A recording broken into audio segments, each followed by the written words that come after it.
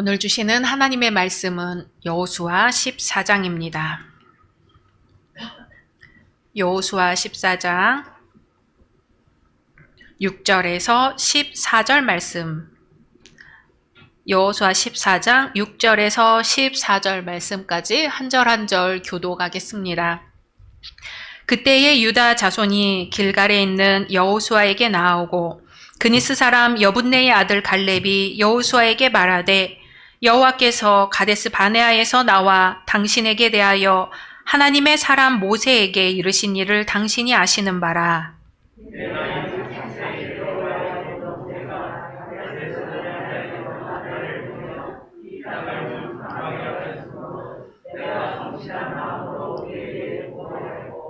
나와 함께 올라갔던 내 형제들은 백성의 간담을 높게 하였으나 나는 내 하나님 여호와께 충성하였으므로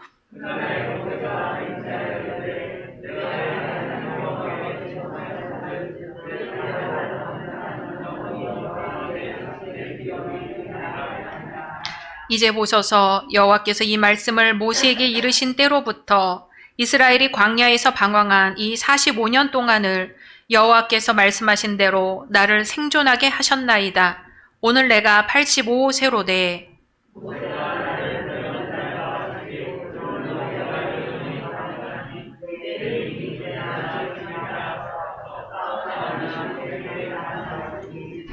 그날에 여호와께서 말씀하신 이 산지를 지금 내게 주소서.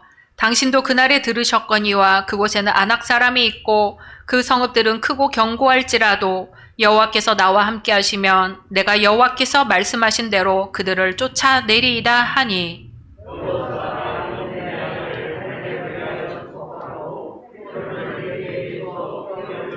같이 읽습니다. 헤브론이 그니스 사람 여분네의 아들 갈렙의 기업이 되어 오늘까지 이르렀으니 이는 그가 이스라엘의 하나님 여호와를 온전히 쫓았음이라. 아멘. 서신서의 갈라디아서 6장 17절 말씀입니다. 한 목소리로 봉독합니다. 이후로는 누구든지 나를 괴롭게 하지 말라. 내가 내 몸에 예수의 흔적을 지니고 있노라. 아멘. 마태복음 10장 37절에서 39절 한 목소리로 봉독합니다. 아버지나 어머니를 나보다 더 사랑하는 자는 내게 합당하지 아니하고 아들이나 딸을 나보다 더 사랑하는 자도 내게 합당하지 아니하며 또 자기 십자가를 지고 나를 따르지 않는 자도 내게 합당하지 아니하니라. 자기 목숨을 얻는 자는 잃을 것이요 나를 위하여 자기 목숨을 잃는 자는 얻으리라. 아멘. 오늘 함께 예배드리시는 모든 성도님들을 주님의 이름으로 환영하고 축복합니다. 우리 꼬마 해솔이가 같이 예배를 드리고 있습니다. 위로 올라갔는데요. 환영하고 축복합니다. 사도행전교회의 핵심가치 함께 선포하겠습니다. 오직 예수, 오직 복음, 오직 교회, 오직 하나님의 나라. 아멘. 우리에게 주신 약속의 말씀 암송하겠습니다. 시편 51편 8절 말씀. 나는 하나님의 집에 있는 푸른 감람나무 같으며 하나님의 인자심을 영원히 의지하리로다. 아멘. 말씀대로 이루어 주실 줄로 믿습니다. 사흘 동안 굶은 호랑이가 있었어요. 먹이를 찾아다니다가 드디어 쪼그리고 있는 토끼를 발견했습니다. 그래서 몰래 다가가서 휙 낚아챘습니다. 이때 토끼가 눈을 치켜 뜨면서 말하는 거예요. 이거 놔라 이 녀석아. 그랬더니 호랑이가 깜짝 놀라갖고 얼결에 토끼를 놓아주게 된 거예요. 아니 토끼가 나한테 그런 말을 하다니 너무나 당황스러웠죠. 호랑이는 대단히 충격을 받았습니다. 다음 날 충격에서 깨어나지 못한 채로 방황하던 이 호랑이 또다시 토끼를 발견했습니다.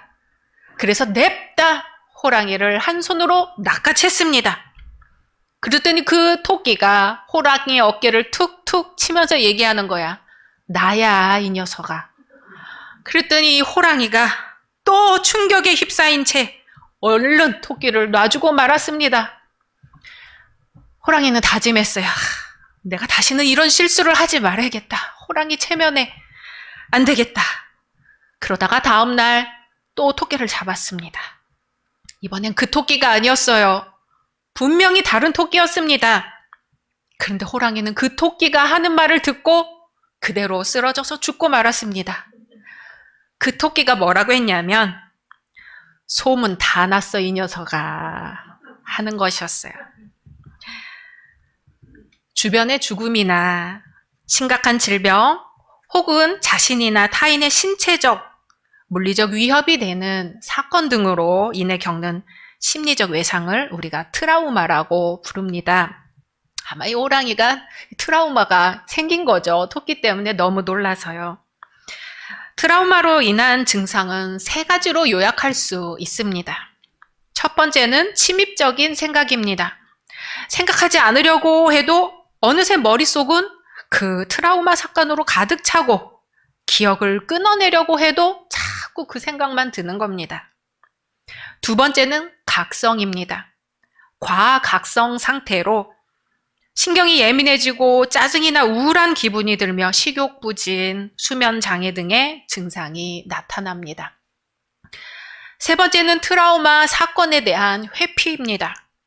상처받은 일과 유사한 현상만 보아도 그때의 기억이 나는 거예요. 의식에서는 그 사건을 잊었다고 생각했지만 무의식에서는 살아있는 거죠. 그래서 유사한 자극이 나타났을 때 머리로 생각하기도 전에 먼저 몸이 반응을 하고 맙니다. 트라우마 자체는 나를 죽이지 못하는 고통이기에 그것을 극복하면 오히려 불로 연단한 것 같이 강해진다고 합니다. 하지만 쉽지는 않겠지요. 이것은 오늘날 거의 상식처럼 되어버린 프로이트의 트라우마 개념입니다. 어떤 원인이 있었기 때문에 지금의 결과가 있다는 것이죠. 프로이트의 이러한 트라우마 개념에 거의 돌직구를 날린 심리학자가 있습니다. 알프레드 아들러입니다. 지금의 결과가 있는 것은 어떤 원인 때문이 아니라 어떤 목적이 있기 때문이라는 것이죠. 어떤 사건이 있었다는 것은 같지만 그것에 반응하는 것은 어쩔 수 없는 것이 아니라 인간의 선택이라는 것입니다. 우리에게는 잘 알려져 있지 않지만 이 알프레드 아들러 박사는 칼 구스타프 융, 또 지그문트 프로이트와 함께 20세기의 3대 심리학자로 꼽힌답니다. 이 아들러 심리학을 세상에 널리 알린 책이 바로 미움받을 용기라는 책이죠. 2015년부터 장장 42주간을 최장기 베스트셀러를 기록했습니다. 책이 막 재밌고 그렇지는 않아요. 다만 지금까지의 우리의 사고방식을 되돌아보게 합니다. 이 책은 우리 인간들이 살아가기 위해서 체면 차리고 비교하고 눈치 보면서 조급해지고 불안하고 소심해진다는 거예요. 그러나 그렇게 하지 않아도 된다. 그렇게 하지 않고도 행복해질 수 있다고 말합니다. 그러려면 미움받을 용기를 가지라는 거예요. 진짜 내 삶을 살고 싶다면 미움받을 용기를 가져라. 타인의 인생을 살지 않으려면 비교하지 않는 용기를 가지라고 말합니다. 서양 철학의 중심 주제 중 하나는 인간이란 무엇인가이죠. 또 한 가지 중심 주제를 꼽자면 행복이란 무엇인가입니다. 올해 초부터 우리 구약 말씀을 쭉 여행을 하고 있습니다. 창세기에서 인간은 하나님의 형상대로 지음받았습니다. 누구 형상이요? 하나님의 형상이요. 하나님은 인간을 하나님의 형상대로 창조하시고 뭐라고 말씀하셨죠? 심히 좋았다고 하셨습니다. 바로 그 모습. 하나님이 심히 좋았다고 하신 그 모습을 찾아가는 여정이 광야의 여정, 우리 인생의 여정입니다. 인간은 하나님의 말씀을 어기고 선악과를 따먹었죠. 에덴 동산에서 쫓겨났죠. 그러면서 저 대제국, 애굽이라는 나라에 종사를 하게 된 겁니다. 하나님의 형상대로 지음받은 인간이 아니라 하나님이 보시기에 심히 좋았던 인간이 아니라 인간이 인간의 종이 되어 종이 된다는 게 뭔지도 모르고 대물림되어 계속 종처럼 살아가고 있는 겁니다. 그래서 광야라는 건 내가 왜 인간인가, 어떻게 해서 인간인가를 증명하는 시간이라고 우리 지난번에 말씀을 나누었습니다. 출애굽하여 내가 더 이상 예속되어 있는 노예가 아니라 종이 아니라 인간이라는 것, 자유한 인간이라는 것을 증명해가는 과정입니다. 고대 현자들로부터 현대 철학자들에 이르기까지 질문. 인간이란 무엇인가? 우리 성도는 대답합니다. 인간은 하나님 앞에 있는 존재이다. 라틴어로 꼬람데오. 하나님 앞에서라는 뜻이죠. 인간은 하나님 앞에 있다. 꼬람데오를 회복해가는 과정이 광야의 과정이라고 대답합니다. 그러면 인간임을 어떻게 증명하나요? 인간인 내가 하나님 앞에 있다는 것을 인식하는 것에서부터 시작한다. 하나님 앞에 있는 삶과 하나님 앞에 있지 않은 삶은 어떻게 구별하는가? 하나님이 거룩하시니 인간도 거룩하면 된다. 거룩은 곧 구별된다는 것이죠. 그럼 어떻게 구별되는가? 영적으로는 성막에서 하나님께 예배드림으로써 구별되고 육적으로는 하나님이 정해주신 규례를 지킴으로써 구별된다. 그것이 젖과 꿀이 흐르는 땅, 참 자유의 땅, 가나안으로 가는 우리 인생의 여정입니다. 그래서 아브라함이 본토 고향 아비집을 떠나고 이삭이 떠나고 야곱이 떠나고 요셉이 떠나고 이스라엘 백성이 애굽을 떠나고 또 걷고 걸어 계속해서 이전의 삶에서 떠나 하나님께 더 가까이, 하나님께로 더 가까이 가는 과정이 곧 인간이 인간되는 여정이라는 것이에요. 지은 바 하나님의 형상대로 사는 과정, 내가 곧 인간임을 증명하는 과정입니다. 이스라엘이 애굽을 떠나면서 얼마나 미움을 받았어요. 애굽 왕 바로와 군사들이 죽일 듯이 쫓아와서 덤볐잖아요. 노예가 이제부터 나 자유롭게 살 것이다 하고 큰 소리치고 나오니까 토끼가 호랑이 보고 놔라 이 녀석 한 것처럼 바로 왕이 얼마나 어이가 없었겠어요. 너무나 놀라서 애굽 백성들이 이스라엘 백성들이 나갈 때 달라는 보석 군부치들을 오히려 줘서 내보냈잖아요. 얼마나 놀랐으면. 이전의 삶에서, 이전의 습관에서 떠난다는 건 그게 익숙한 사람들에게는 용기가 필요한 일입니다. 그냥 용기로도 모자라서 미움받을 용기가 있어야 합니다. 오늘 예수님은 제자들을 세상으로 보내며 말씀하십니다. 마태복음 10장 37절 같이 읽습니다. 아버지나 어머니를 나보다 더 사랑하는 자는 내게 합당하지 아니하고 아들이나 딸을 나보다 더 사랑하는 자도 내게 합당하지 아니하며. 아멘. 아버지나 어머니가 아들이나 딸이 중요하지 않다고 하시는 말씀이 아니에요. 지금껏 살아오면서 사랑한 모든 것들보다 주님을 더 사랑하겠느냐 물으시는 거죠. 제자들은 이 말씀을 들으면서 무슨 생각을 했을까요? 예수님이 나를 따라오라 말씀하셨을 때를 떠올렸겠죠. 하던 일을 그만두고 가족을 떠나 예수님을 따라 나서는 일이 결코 쉽지 않았습니다. 그렇지만 예수님을 사랑하는 마음 하나로 내 인생에 이 진리 하나는 꼭 붙들고 살겠다 결단하던 그때를 떠올렸을 겁니다.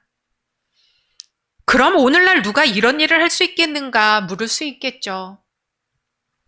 저는 보았고 만났습니다. 아마 우리 교회도 계실걸요?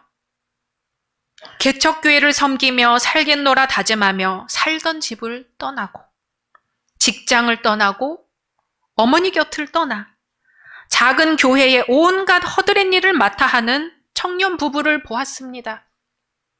그 마음은 하나님이 주신 마음이죠. 대단히 신앙이 좋다거나 목숨을 걸었다거나 그렇지 않아요. 그저 나는 주님의 교회를 위해 가장 낮은 곳에서 시작하여 교회가 성장하도록 보이지 않는 뿌리가 한번 되어봐야겠다. 그 결단을 한 것뿐입니다. 예수님은 계속해서 말씀하십니다. 38절, 39절 읽습니다. 또 자기 십자가를 지고 나를 따르지 않는 자도 내게 합당하지 아니하니라. 자기 목숨을 얻는 자는 잃을 것이요 나를 위하여 자기 목숨을 잃는 자는 얻으리라. 아멘. 누가 끝까지 예수님과 함께 가겠느냐 물으시는 거예요. 우리가 살면서 어려운 일을 많이 겪지요. 겉보기에 아무리 좋아 보이는 집이라 할지라도 속으로는 문제없는 집이 없다고 합니다. 그러나 주님을 위해 고난을 받아본 적이 있는가? 물어보는 거죠. 누구나 살기 위해 겪는 고난 말고 주님을 위해 고난받은 흔적이 내 몸에 남아있는가? 자신에게 물어보는 거예요. 모든 것을 잃을 것 같았지만 모든 것을 얻게 되는 흔적. 우리는 그걸 스티그마, 예수의 흔적이라고 부릅니다. 바울 사도는 내 몸에 예수의 흔적이 있다고 말했어요. 이 흔적, 스티그마는 구약이나 신약 시대의 신원 확인의 수단이었어요. 가축이나 노예, 범죄자들에게 낙인을 찍거나 문신을 해서 신분을 표시했습니다. 신약시대 당시에는 신에게 헌신했다는 표시로 자기 몸의 흔적을 남기는 사람들도 있었어요. 그러나 바울이 가진 흔적은 그게 아니었습니다. 그리스도를 위해 감내했던 육체적 고난, 고문, 박해, 궁핍의 흔적들이었습니다. 우리 갈라디아서 6장 17절 읽어볼까요? 이후로는 누구든지 나를 괴롭게 하지 말라. 내가 내 몸에 예수의 흔적을 지니고 있노라. 아멘. 육체에 할례가 있느냐 없느냐 갖고 사람들이 싸우는 거예요. 그런 사람들에게 내 육체에 어떤 표시가 있는 것이 중요한 것이 아니라 내게 예수의 흔적이 있는지, 내 몸에 예수의 흔적이 있는지 살펴보라는 말씀입니다. 우리에게 예수의 흔적이 있는가? 내 생명이 다하여 천국 문 앞에 다다랐을 때 나는 예수의 사람이요 하고 내보일 흔적이 내 몸에 있는가 말입니다.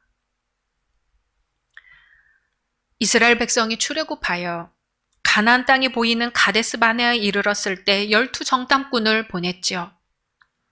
여호수아와 갈렙은 하나님이 함께 하시면 우리가 능히 가나안 땅에 들어갈 수 있다고 했습니다. 나머지 10명의 정탐꾼들은 우리가 우리 보기에도 메뚜기 같아 보이는데 가나안 사람들 보기엔 얼마나 더 메뚜기 같이 보이겠느냐며 우리는 결코 들어갈 수 없다고 했어요. 노예의 습성이라는 것이 이렇게 무섭습니다. 애굽에서 하나님이 보여주시는 10가지 기적을 체험했어요. 홍해가 갈라지는 체험을 했어요. 그 갈라진 홍해를 2발로 걸어 나온 체험이 있는데도 믿음으로 산다는 것이 이렇게 힘이 듭니다. 기적을 체험하면 믿을 것 같지만 주님은 말씀하십니다. 보지 않고 믿는 자가 복되다. 듣기만 하고서도 믿어진다면 그것이야말로 복되다고 말씀하십니다. 청년 여호수아와 갈렙은 당시 자기 가족들과 이스라엘 백성들에게 얼마나 미움을 샀을까요? 하나님만 믿고 모험하자고 하는데 좋다고 하겠습니까? 이스라엘 백성들이 하나님을 믿지 못한 결과 광야를 40년을 돌고 돌아 다시 가데스 바네아에 왔어요. 여호수아와 갈렙이 미움을 견딘 시간입니다. 사람들의 눈이 아니라 하나님만 바라보고 견딘 시간입니다. 이제 이스라엘 2세대들은 이스라엘의 출애굽 다음 세대들은 자신의 부모들과 다른 선택을 합니다. 믿음으로 요단강을 건너갑니다. 이 세대들은 애굽의 10가지 재앙을 체험하지 못했어요. 홍해가 갈라지는 것을 보지 못했어요. 하지만 믿음으로 요단강을 건너갑니다. 아직도 출렁출렁한 요단강 물에 발을 담갔을 때 흐르던 요단강이 멈추게 된 것을 믿습니다. 이제 모세도 죽고 출애굽 1세대 모두 광야에서 죽었습니다. 출애굽 세대로는 오직 여호수아와 갈렙만이 남았습니다. 이제 가나안 땅을 정복했어요. 이스라엘이 허락받은 땅을 분배하기 시작합니다. 어느덧 갈렙은 가나안을 정탐하던 청년 갈렙에서 이제는 85세가 된 노장군이 되어 있습니다. 청년이었던 여호수아와 갈렙은 이제 노장군이 되어 지난 세월을 회상하는 거예요. 애굽에서 노예 생활하던 때를, 지도자 모세를 따라 당당하게 애굽을 걸어 나오던 때를, 불평불만 가득하던 이스라엘 백성 틈에서 믿음을 지켜오던 때를, 그 옛날 자기 동료들이 두려워 벌벌 떨던 그 가나안 거민들을 이제는 물리치고서 이야기를 나누는 거예요. 갈렙, 여호수아, 우리가 하나님만 바라보고 여기까지 왔습니다. 이렇게 이야기를 나누는 거예요. 이제 갈렙은 여호수아에게 요청합니다. 하나님께서 모세를 통해서 약속하신 대로 제가 밟은 이 땅, 이 산지를 내게 주소서. 헤브론을 내게 주소서. 여호수아는 갈렙의 요구를 그대로 받아줍니다. 헤브론은 이스라엘의 선조 아브라함과 이삭, 야곱 그리고 가족들의 묘지가 있기에 성지라고 불립니다. 인간적으로 생각하면 여호수아가 그 땅을 갖고 싶을 수도 있어요. 여호수아는 하나님의 명령대로 제사장 엘르아살과 이스라엘 회중 전체가 보는 앞에서 공식적으로 모세의 후계자가 되었지요. 가나안 땅을 점령하던 그 기간에 백성의 사령관으로서 자신의 역할과 임무를 잘 수행했습니다. 그러나 여호수아는 자신의 동역자인 갈렙을 환대하고 높여주며 이스라엘이 보는 앞에서 갈렙에게 가장 먼저 땅을 허락하고 축복해 주었습니다. 자신의 친구 갈렙, 자신의 동역자 갈렙을 진정 아끼고 섬기는 마음으로 헤브론 땅을 갈렙에게 주었습니다. 갈렙은 이미 정복된 땅을 달라고 한 게 아니에요. 헤브론 땅은 아직 정복되지 않은 땅이었습니다. 갈렙은 85세에 노구를 이끌고 끝까지 싸우려고 하는 거예요. 여호수아는 그런 갈렙을 응원하고 축복합니다.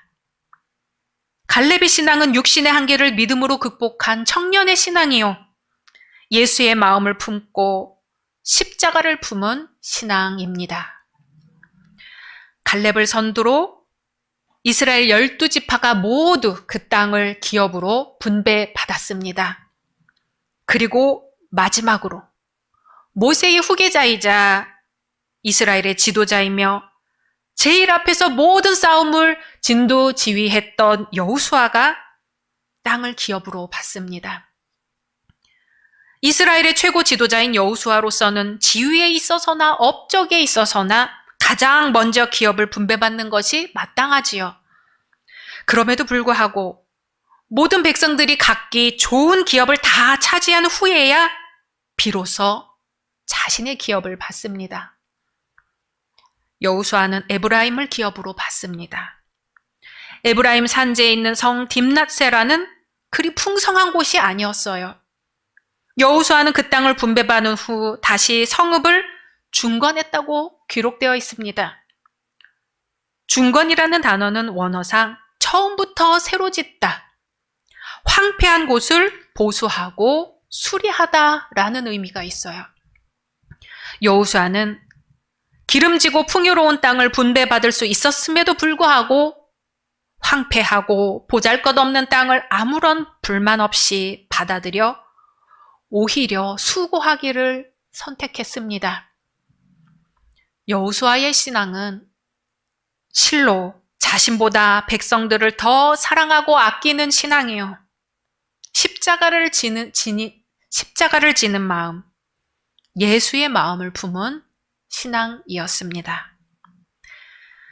여호수아와 갈렙은 서로가 있어 얼마나 든든했을까요?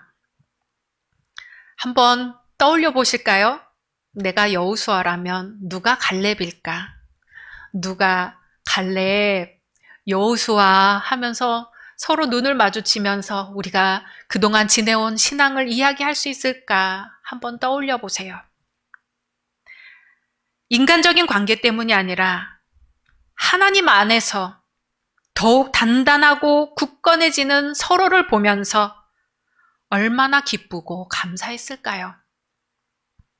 가나안을 정탐했던 청년의 때로부터 40년 광야 연단을 이겨내고 실제로 가나안 땅에 들어선 지금, 아직도 나의 할 일이 끝나지 않았다고 믿고 최선을 다해 하나님의 편에 서는 모습이 얼마나 아름다운가요? 우리 교회에서 여호수아와 갈렙 같은 믿음의 지도자가 많이 나오기를 소망합니다. 우리 모두 서로에게 여호수아와 갈렙 같은 동역자가 되기를 소망합니다. 한번 보세요. 우리가 창세기로부터 지금 여호수아까지 우리 눈으로 보았잖아요. 이스라엘이 걸어온 길, 여호수아와 갈렙이 걸어온 길이 어떠했는지를 우리가 눈으로 보았지요. 청년의 신앙은, 청년의 믿음은 그 나이에 달린 것이 아니고 오직 하나님만 바라보는 믿음에 달렸다는 것을 우리가 눈으로 보았습니다. 청년의 때에 새겨진 예수의 흔적이 노장군이 되어 기력이 쇠해 없어졌을 것 같은데 그 마지막까지 남아 있습니다. 아니, 예수의 흔적이 오히려 더욱 진하고 더욱 아름답게 빛나고 있습니다. 주님이 물으십니다. 너희는 진정 하나님 앞에 서 있느냐? 너희는 진정 십자가를 따르기 위해 미움받을 용기가 있느냐? 너희의 몸에 예수의 흔적이 있느냐? 우리 디모데후서 4장 7절, 8절 말씀 읽고 마치겠습니다. 나는 선한 싸움을 싸우고 나의 달려갈 길을 마치고 믿음을 지켰으니 이제후로는 나를 위하여 의의 면류관이 예비되었으므로 주 곧 의로우신 재판장이 그날에 내게 주실 것이며 내게만 아니라 주의 나타나심을 사모하는 모든 자에게 도니라. 아멘. 우리 함께 말씀 묵상하면서 기도하겠습니다.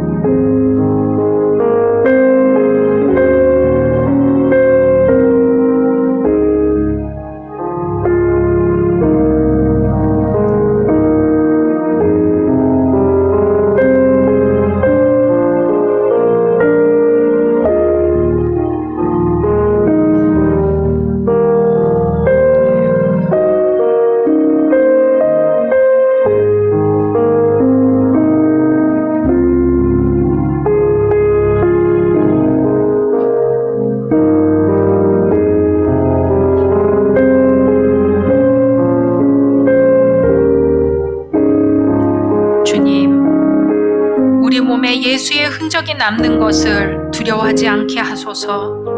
예수의 흔적이 오히려 자랑이 되게 하소서. 예수의 마음을 품는 것이 기쁨이 되게 하소서. 십자가를 질 수 있음에 감사하게 하소서.